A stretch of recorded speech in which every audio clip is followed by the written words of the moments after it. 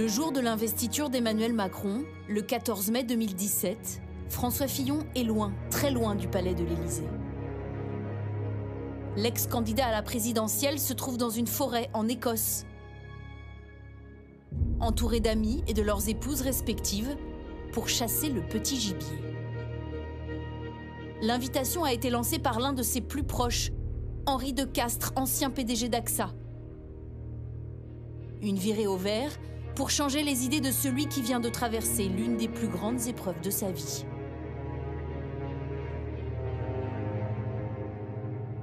Une défaite aujourd'hui derrière lui. François Fillon et son épouse Pénélope ont repris pied dans le quotidien.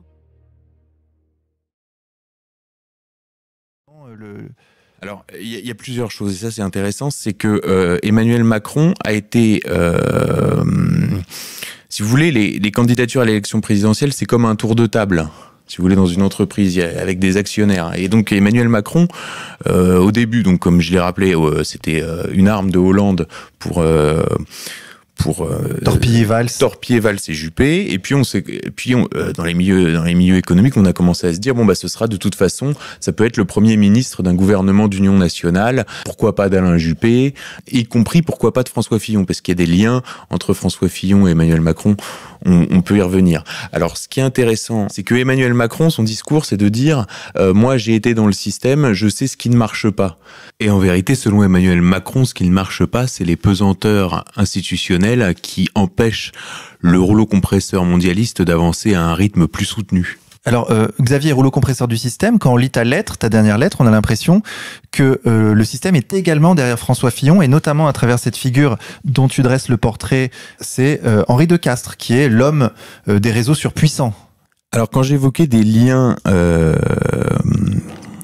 entre les candidatures Fillon et Macron, typiquement, il y a Henri de Castries. Pourquoi ? Parce qu'Henri de Castries a présidé l'Institut Montaigne depuis juillet 2015. Je crois qu'il s'est récemment retiré de la présidence.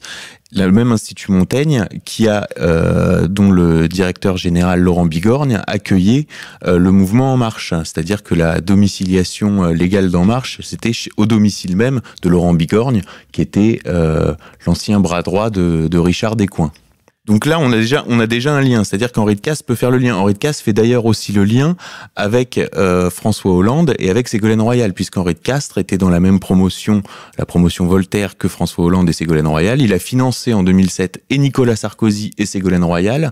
En 2012, il a appelé à voter François Hollande, et aujourd'hui, alors qu'il était en lien avec Fillon déjà, voilà. C'est ce qu'on apprend dans ta lettre. Et aujourd'hui, il est un des piliers de la candidature Fillon. Alors, faut bien comprendre, quand j'expliquais que la candidature, c'était un tour de table, c'est que la candidature Fillon, c'est une candidature qui va regrouper à la fois des réseaux qui sont pour un rapprochement avec la Russie, notamment via le député Thierry Mariani.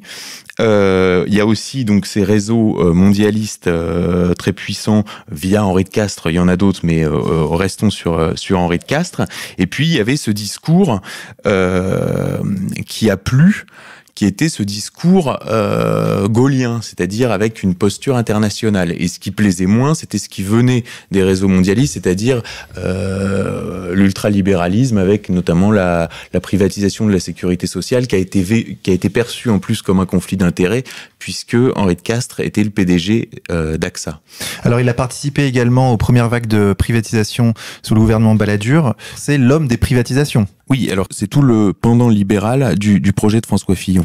C'est-à-dire qu'il a œuvré en tant que... Donc il sort deuxième de la promotion Voltaire, il rentre à l'inspection générale des finances, puis au Trésor, et là il opère les privatisations, la vague de privatisation pendant la première cohabitation à la fin des années 80. Voilà, et donc là, il est débauché par Claude Bébéar, qui va en faire son successeur à AXA. Et au sein d'AXA, il va être coopté par les réseaux américains qui vont faire le fer de lance en France via la French American Foundation, et puis plus tard il deviendra président du groupe Bilderberg. Voilà. Ces choses-là ont été rappelées. Membre éminent du Bilderberg, Dîner du siècle et Club des 100. Voilà, c'est vraiment quelqu'un d'absolument central si on veut comprendre la politique. Dîner du siècle où il se permet de se faire représenter.